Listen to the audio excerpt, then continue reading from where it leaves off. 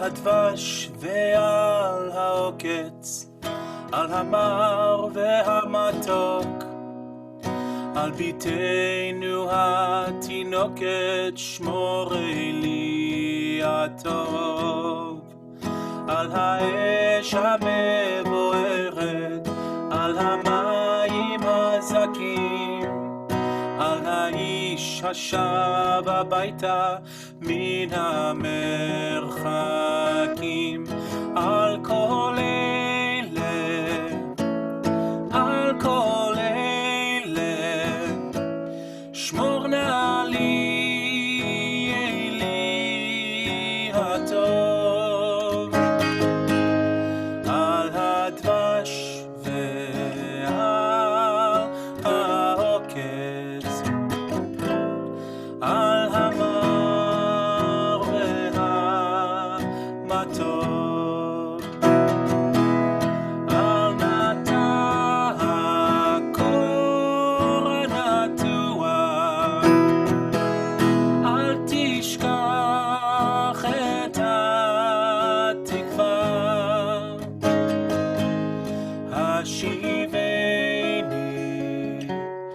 והשובה אל הארץ הטובה, השיבני והשובה אל הארץ הטובה.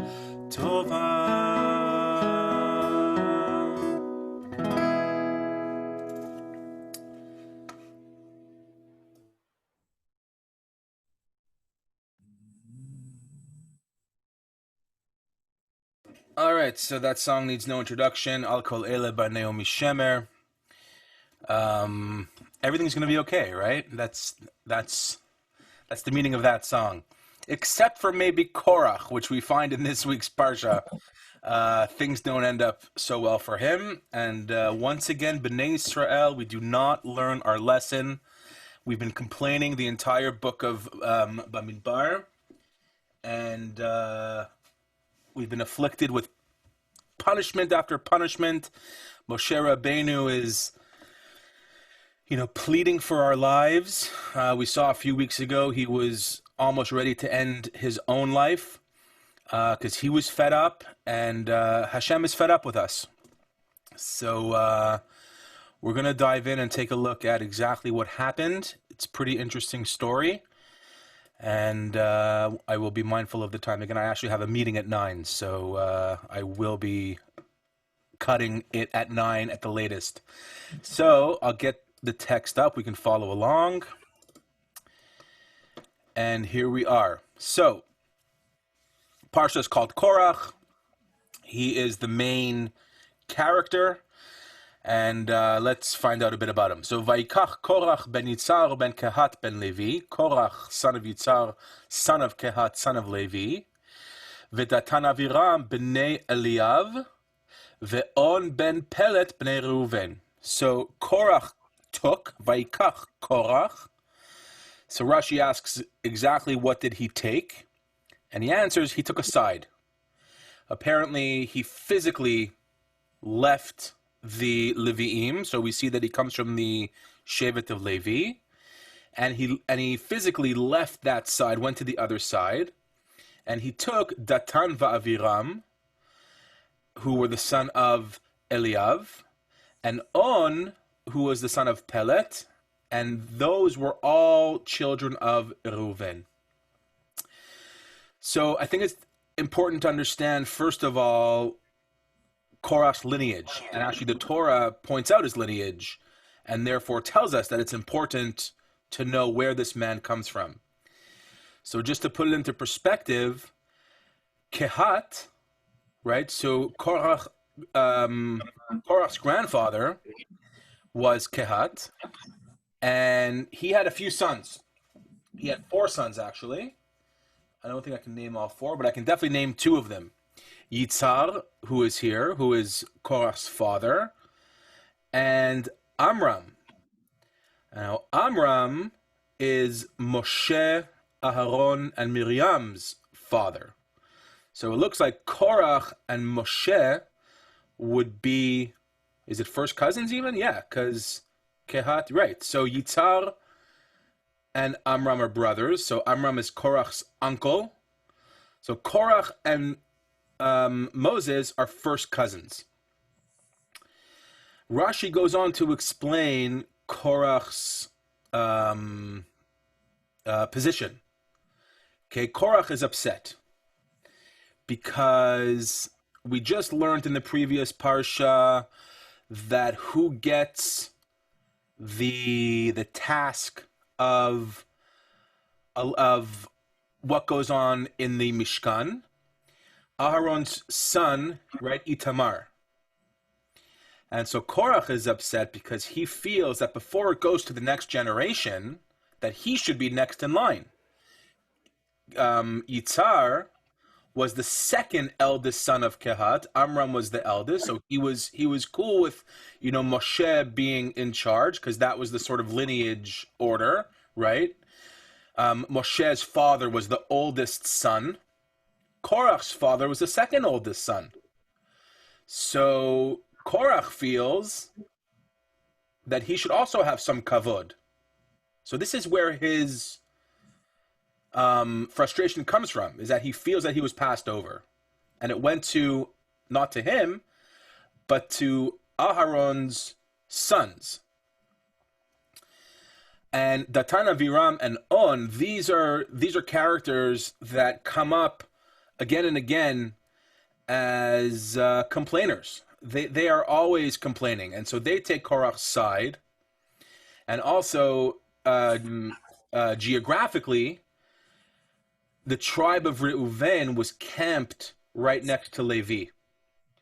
So there's a famous expression in Hebrew that oy lerasha ve'oy l'shcheno, that woe is to someone who is wicked, and also woe is to his neighbor, because evil spread. So it spread to the tribe of Reuven, who was right next door, right? Because we learned that everyone was camped within their tribes.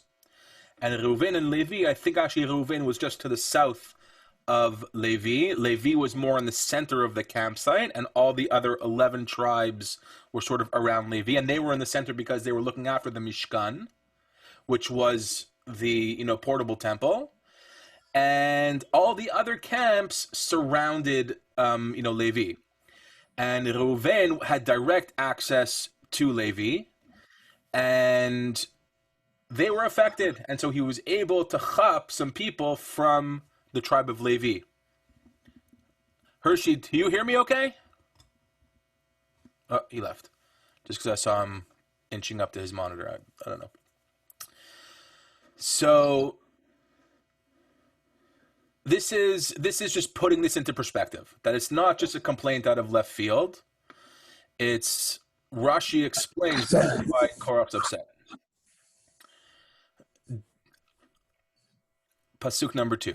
Vayakumu lifnei Moshe v'anashim mibnei Israel, and they arose in front of Moshe, men from all of Israel, chamishim umatayim, 250 nisiyei eda, heads of assemblies. So not just 250, but 250 important people.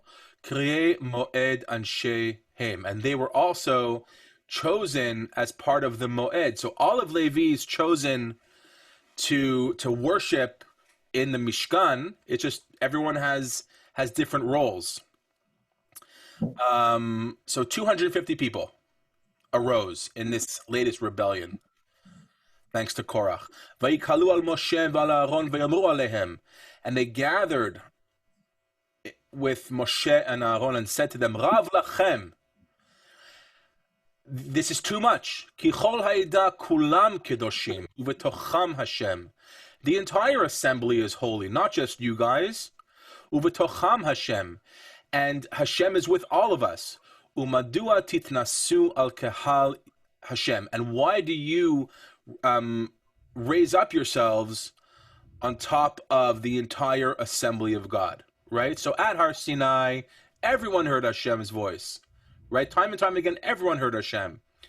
Again, this is the same complaint again, right? Miriam also had this complaint. How come Hashem only talks to Moshe? What about us? Aren't we prophets also? Again, the same complaint again and again. And what does Moshe do? Vayishma Moshe vayipol al panav. Moses hears what's going on and falls on his face. Again, an action that we've seen repeatedly, one of supplication. Moshe is obviously praying that this is going to be okay, and because that's what he's done time and time again. Pasuk Hey, number 5, Vayidaber el Korach ve'kol adato lemor, and he says to Korach and the whole assembly to say, Boker v'yoda Hashem et asher lo v'et hakadosh v'kriv elav. In the morning, Hashem will make known who is holy, and v'kriv elav, and he will draw him closer. V'et asher yivchar bo yakriv elav, and whoever is chosen will become closer to him. But just take a note of the word hikriv, right? The same word as korban, which is a sacrifice. So we'll see what he does. Zot asu, this is what you have to do. Pasuk 6. K'u lachem machtot, take a pan. Korach v'chol adato. Korach and all of your, henchmen over here, take a pan. Utnu, pasuk 7. Utnu vahen esh, and you're going to put into it a fire. V'simu alehen ktoret lifnei Hashem machar. And put inside the ktoret is a medley of herbs. And this is, and hopefully will be, the sacrifice that's brought into the Holy of Holies on Yom Kippur. So this is not just any sacrifice. This is one of the most special and intimate, and it was only brought by the high priest and only inside Kodesh Kodashim, inside the Holy of Holies. This was a very special korban. So this is not just a test. This is like the ultimate test. Moses is throwing down the gauntlet over here. Oh yeah? Like you guys think you're hot stuff? Let's see what happens when you guys bring a Torah to Hashem tomorrow. And it's going to be the person that Hashem chooses. That will be the person who is sanctified. Rav lachem bnei Levi. So he throws back the same language back to them. No, you have gone too far. There's one second. Lost you. I'm here. Do you hear me now? Yeah. Moses throws back the same language. No, you have gone too far. I'm just going to say l'chaim, everyone.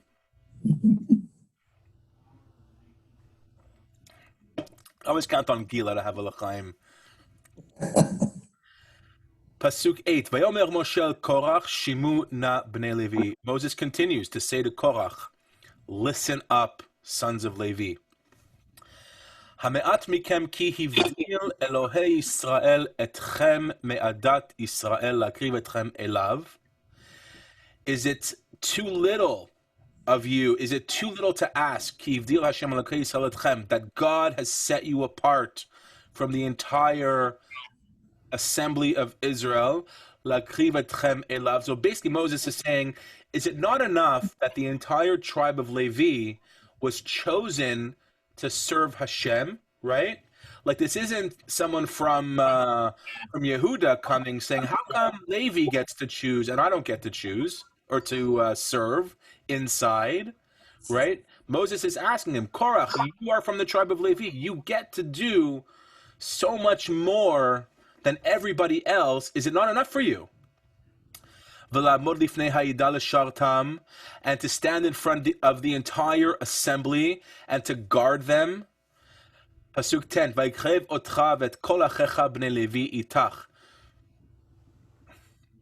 And now that you've come closer and all of your brothers from the tribe of Levi with you, and you ask also the priesthood, right? He's also asking for the priesthood now.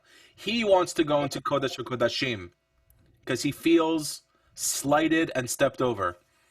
Lachain, Therefore, Pasuk 11, Yud Aleph, Ata v'chol adatcha hanoadim al Hashem, all of you and all of your assembly that have grouped together on Hashem, so right against Hashem, v'haron mahu ki talinu alav.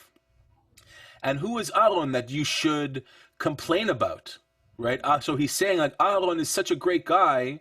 Who are you to complain about Aaron, right? Someone that, right? Don't forget, who came with Moshe to Paro for all of the like 10 commandments? Who was Moshe when Moshe tells Hashem that he doesn't want to go speak to Paro because he's kvad peh kvad lashon, he has a speech impediment and he's too scared to speak?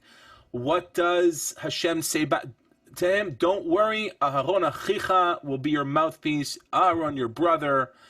Aharon is, like, who are you to complain about Aaron? Vaishlach Moshe likro lidatan v'Aviram bnei Eliyav, and then Moshe calls out Datan and Aviram, son of Eliyav, vayomru lo na'ale, and they said, no, we're not coming. Right? Huge insult. Moshe calls you when the king summons, you go. Pasuk Yud Gimel 13. Hame'at ki elitanu me'eretz zavat chalav udvash lahamitenu b'midbar. Again, the same complaint. Is it not enough that you brought us that you were taking us to the land of milk and honey, but we're going to die in the desert? Ki tistarer aleinu gam histarer. That you would also, histarer is rule over us. And you're also going to rule over us?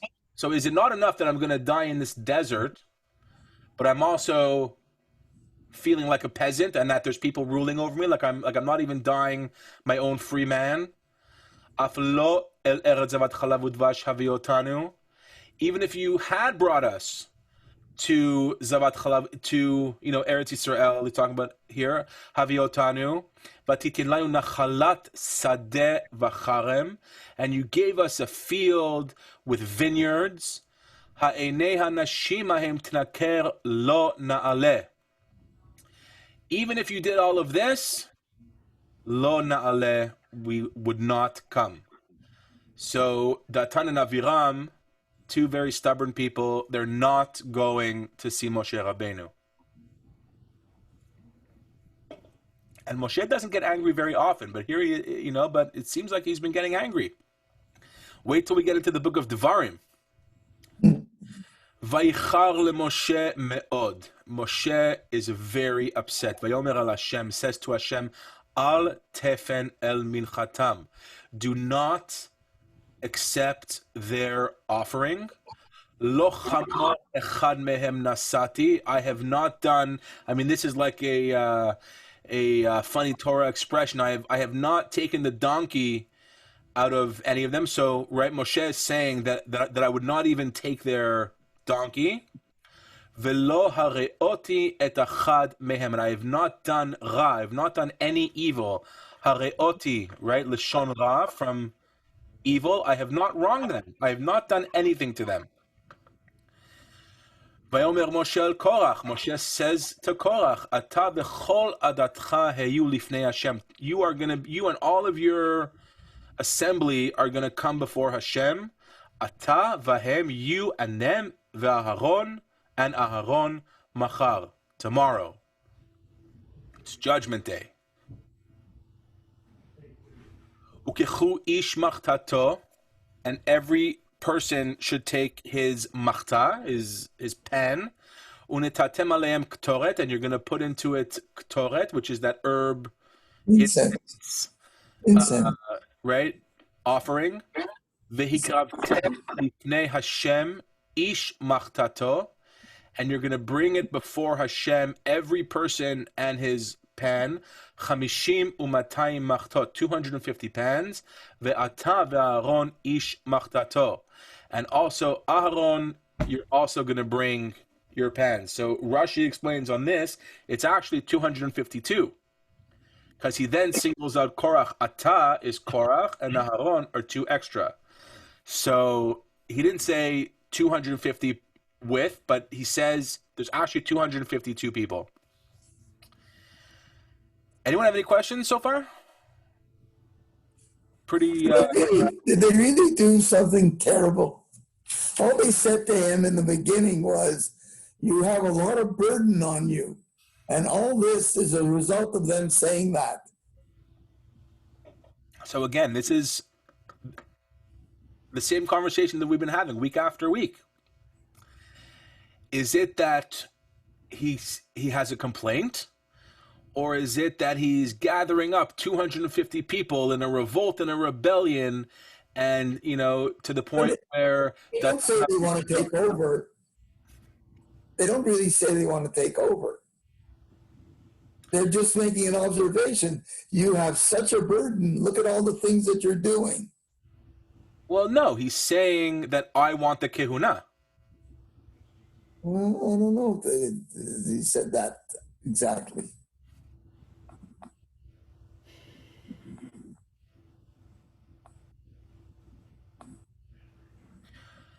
And you and your brethren, sons of Levi, with you, you should also ask for the priesthood, right? Pasuk 10.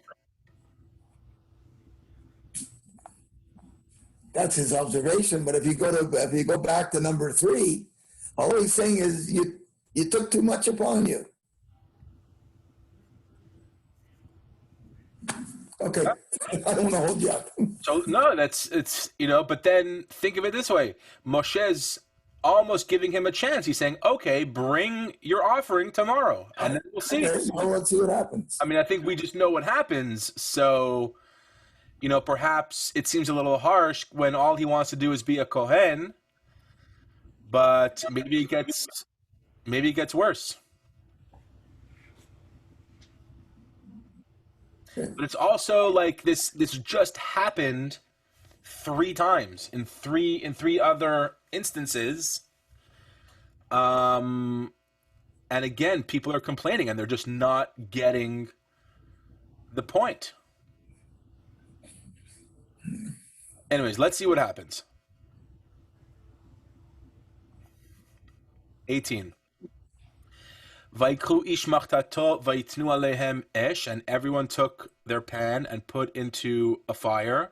Vayasimu alehem ktoret, and they put into the ktoret. By the way, there was an archaeologist about a decade ago that claimed to have found remnants of the actual ktoret. Vayamdu petach ohel moed, they stood in the doorway of ohel moed, uMoshe v'Aaron, also with Moshe ve'Aaron. Vayakel alehem Korach et kol ha'ida el petach ol moed. Korach gathered his entire assembly at the doorway of the tent of meeting. Vayera kvod Hashem el kol ha'ida, and Hashem appears to the entire Eidah, to the entire assembly. Possibly called an Eidah because the shoresh, the root of the word Ed, Ein Daled, means witness. And so so it seems that whoever's called an Eidah witnesses Hashem. Vaidaber, right? We learned when it says Vaidaber as opposed to Vayomer, it's a little bit more intense, a little harsher verbiage coming up. Vaidaber Hashem el Moshe vel Aaron lemor, and Hashem speaks to Moshe and Aharon to say, Hibadlu mitoch ha'ida azot, get back, right? Havdalah, separate yourselves, right? Lehavdil, separate yourselves from this assembly. Vachale otam karaga, and I'm going to destroy them in a second.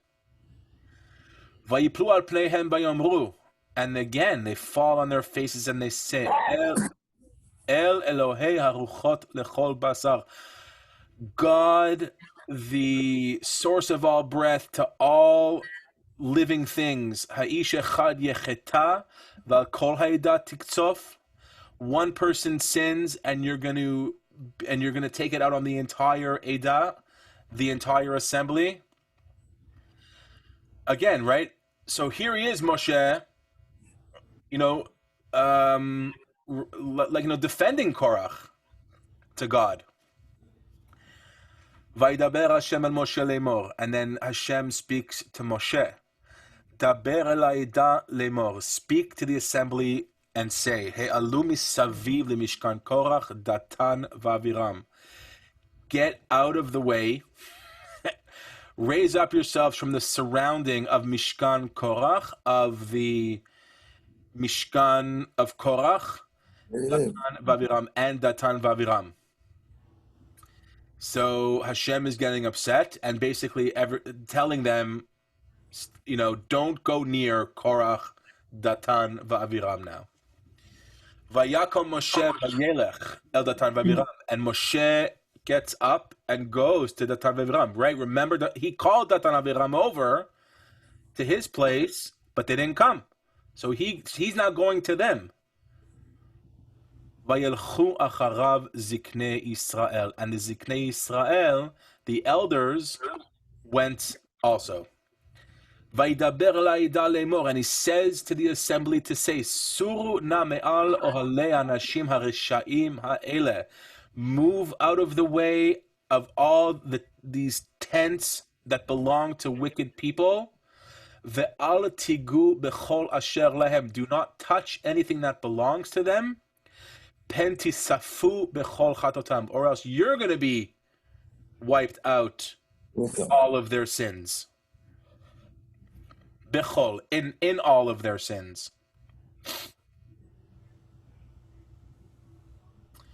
Vayeyalu me'al Mishkan Korach, and they did it, and they left Mishkan Korach, Datan v'Aviram misaviv, and they withdrew from the Mishkan of Korach, Datan and Aviram misaviv, around. V'Datan v'Aviram yatsu nitzavim petach olehem u'neshehem uvnehem v'tapam. And Datan Aviram came out and they stood at the entrance of their tents with u'neshehem, with their wives, uvnehem, with their sons, and v'tapam, with their babies, with their kids. Vayomer Moshe, Moshe says, Bezot teidun ki Hashem shlachani lasot et kol hamasim ha'ele. Be it known, you should know that Hashem sent me to do all of these actions, ki lo milibi. It is not from my heart. Right, Hershey, I think that goes back to you, that it's not Moshe who's upset. Moshe, time and time again, has patience beyond patience, and he's saying to Korach, "It ain't me, babe. Hashem's upset, and I tried to give you an out, and you're not listening." Im kemot kol adam yimutun ele, if all these people die this way, ufkudat kol adam yipaked alehem, and if the fate is on them, lo Hashem shlachani, it is not Hashem that sent me. Oh no, so if it's fkudat kol adam yipaked alehem, if it's a common fate of all of, right, it says here, if their law be the common fate of all mankind, it is not Hashem. So if they die of natural causes, I think is what Moshe is saying, then it's not Hashem that sent me. Ve'im bria yivra Hashem. But if Hashem brings out, but if he creates something else, right, yivra, right, Reshit, creates, ufatzta adama et piha, and the ground opens its mouth, uvala otam, and swallows them, that kol asher lahem, and everything that belongs to them, v'yardu chayim she'ola, and their lives descend to Sheol. Sheol is the Torah word for hell. I mean, it's to say that they descend to Sheol. We don't know anything about Sheol other than what it's called, but to descend to Sheol is even being punished past death.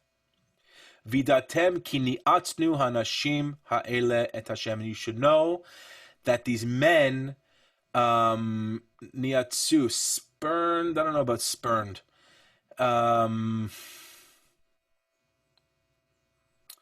Yeah, shuns, yeah. Ki niatzu hanashim ha'ele et Hashem. That you should know that these people really wronged Hashem. So actually, the translation in this in the one that I have, that's a what Cincino. they're saying is the earth opened up, they would fall in, and then it would close up. That's what 31 is. That the ground would then close up with them, as opposed to if you had an earthquake, then it's left with an opening. This is different than an earthquake. It opens up, they fall in, and then it locks them in. Right. I have the Hirsch, and it says into the pit, regarded as deep down under the earth and as the place where the wicked go after death. Sheol. Yeah. That's the place that the wicked go to after death.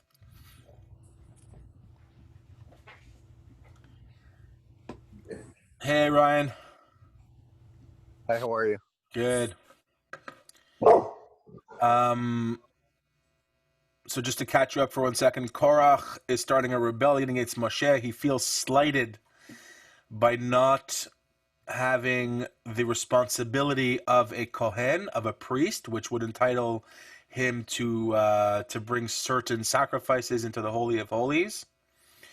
And Moshe challenges him and 250 people to bring a fire pan filled with what's called Ktoret, which was the offering that was brought into the Holy of Holies. Everyone bring that offering, and let's see which offerings God accepts. And now Moses is sort of warning him that if you guys die by natural causes, right? Because what's the penalty of entering Kodesh Kodashim?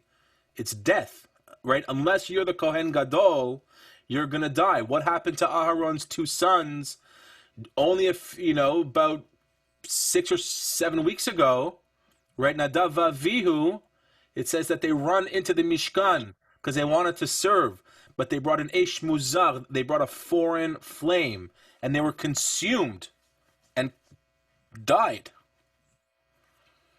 Right? So he's saying, if you guys die by natural causes, then it's not Hashem that did it. But if Hashem creates something that the earth is going to swallow you up, then you're going to know that it's because you spurned Hashem.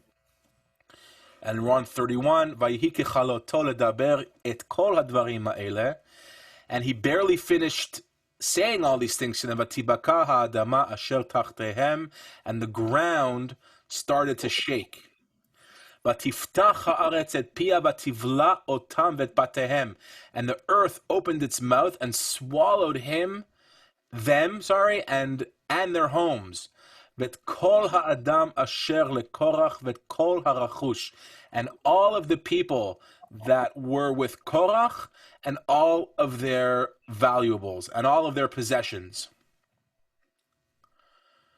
34. Vayerdu hem v'chol asher lahem chayim she'ola. And they all went down to Sheol. Vatechas alehem ha'aretz vayovdu mitoch ha'ka'al. And this is what you were saying, Hershey, that the earth then closed up. And they vanished. So again, back to what Moshe said, is like, you'll know it's Hashem when it's unnatural. So they could have even, people could have even argued, okay, there was an earthquake and Korach and his guys fell in, but I don't think that it's so natural for an earthquake to come and separate, but then to close right back up. So that's the point, yeah. Right. And 35, V'chol Yisrael asher sivotehem nasu lekolam. And all of Israel that were surrounding raised up their voices, ki amru, and they said, ki tivlaenu haaretz, the earth is going to swallow us. right? So panic set in. Ve'esh yatsa me'et Hashem, and a fire came out of Hashem. Vatochal et ha-chamishim u'matayim ish makrivei haktoret. And the fire consumed the 250 people that were offering their Ktoret. Again, So what happened to the other two? Datan and Abiram got swallowed up with Korach. Oh, okay. So I'm not.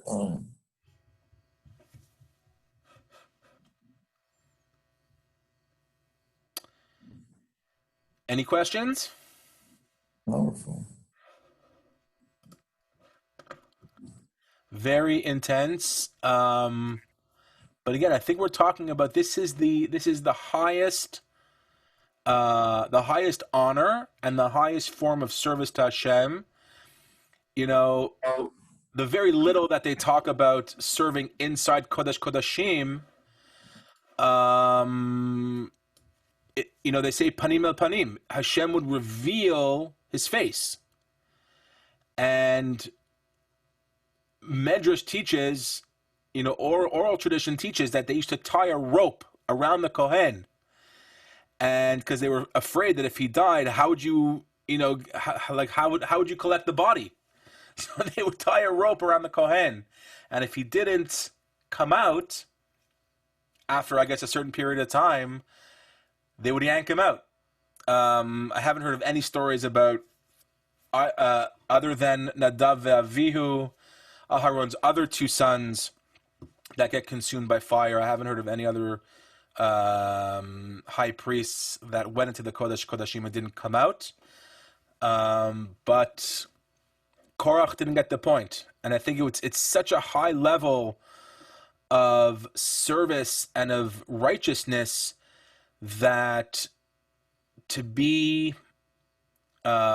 challenge that, I think, is what warranted that punishment, even if it seems harsh. Because it seems harsh just to complain and then be swallowed up by the earth. But I think that it was on such a high level, right? Just like, Moshe Rabbeinu doesn't get to go to Israel because hold on, Hershey, you're on mute. What? I say they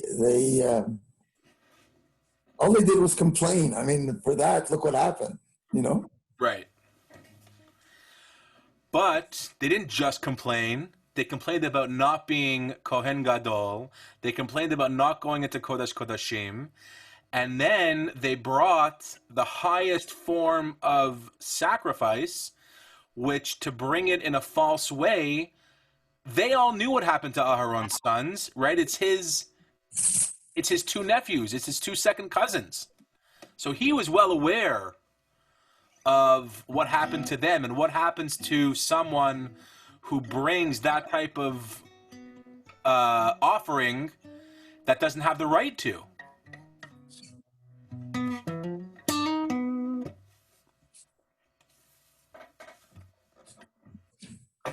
This is one of the English equivalents to the Hebrew song that I played earlier.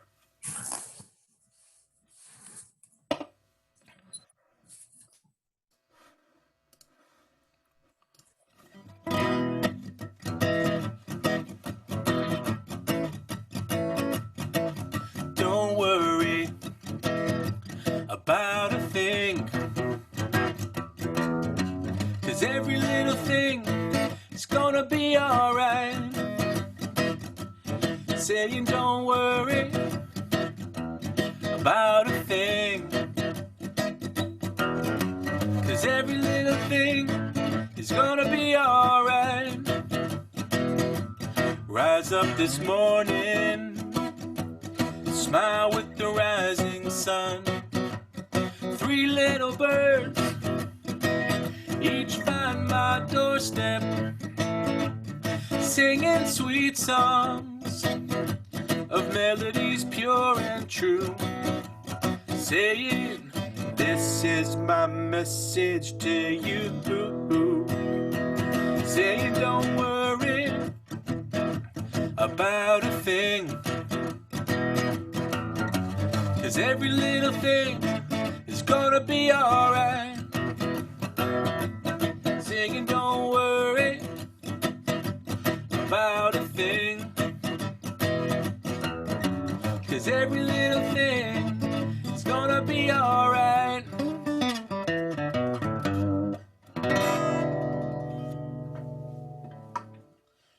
Except if your name is Korach, and then it's definitely not going to be all right. Not even after you go. You're going down to Sheol. And I don't know how one gets up from Sheol. But, yeah. Okay, let's move on a little further.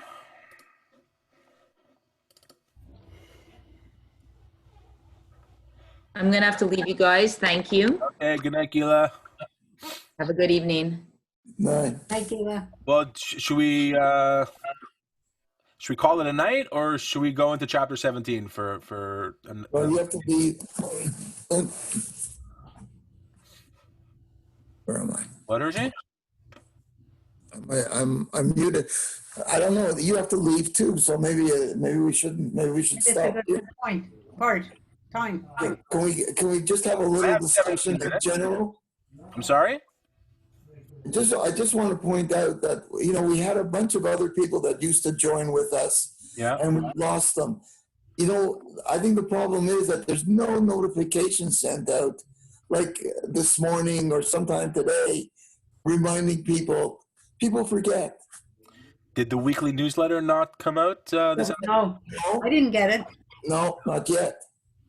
Usually comes out Thursday. No, I didn't get the weekly newsletter. So, in other words, in order to get the link, I had to go back to last week's newsletter to get the link. Right. But why can't we, like Gila sent out a notice for services tonight? Maybe you get a couple of extra people. Right. So I did send one out the last 3 weeks. Today, I didn't have time in the last, No, it'd have to be you. 100 hours. But no, I have a list of people that came the first time, and I've been sending emails. So I certainly hope to send reminders. It's wonderful. I wish I wish people would come.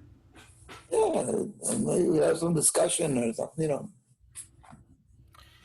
Anyways, just to tell you what happens is that things go from bad to worse. There's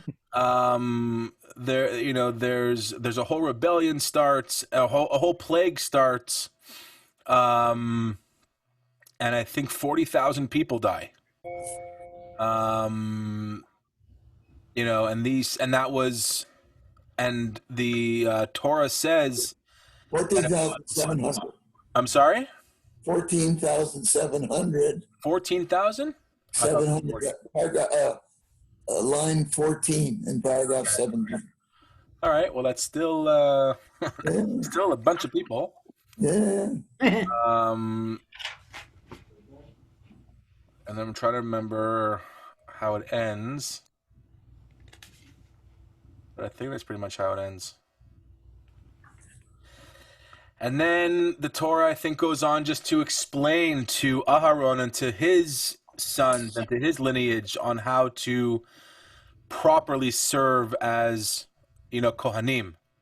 And that it's an honor that they have forever, right? It says Chok Olam, I think, somewhere. Again, these are things that we don't really understand. I don't think any of us can really understand what it means to bring a sacrifice to Hashem. Of course, today everything that we do in synagogue is sort of representative of what we did then. Our sacrifices are, of course, tefillah, right? Prayers. And that's why we do them 3 times a day.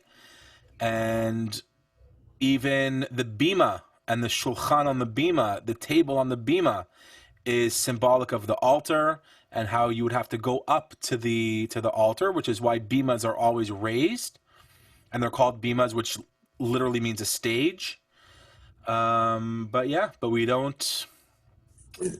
Isn't this the parsha where Moshe makes Aaron a Kohen? Mm-hmm. In other words, he's no longer a Levi. He becomes And that's where we get that he was from a Levite, he became a Kohen. That's right. And that's where it stems from, the Kohen. Right. Okay. All right, folks. Thank you. Thank you very much. My pleasure. Always something very interesting There's to always a nugget of information. stick in the head. Yeah. Ryan, you're up north? Yeah, I'm in the country. I'm outside. I can almost see the sunset in the reflection of the window behind you. Yeah. Very pretty. Yeah. Well, it's been on and off with rain this afternoon and this evening. It's been Rain. here. It's been cloudy and with some gray, but it hasn't rained. No, Oh, I just watered my plants because. Ryan, where are you? Where are you? Where's your country? Oh, I'm in the Eastern Townships in. North. Okay. Yeah. I'm north, they're east. Yeah. are there bugs? Yeah. No, not so bad. Apparently, in No, the no Eastern bugs. Township, there weren't supposed to be bugs. Yeah, that's what they say. I mean, I don't know how true that is. No, but because it's windy, it was very windy. There's no bugs Yeah. when it's windy. Right. Let's also wait till the sun goes down completely. Then they come out. All right, everyone. I'm going to sign off. Lila, Thank you very much.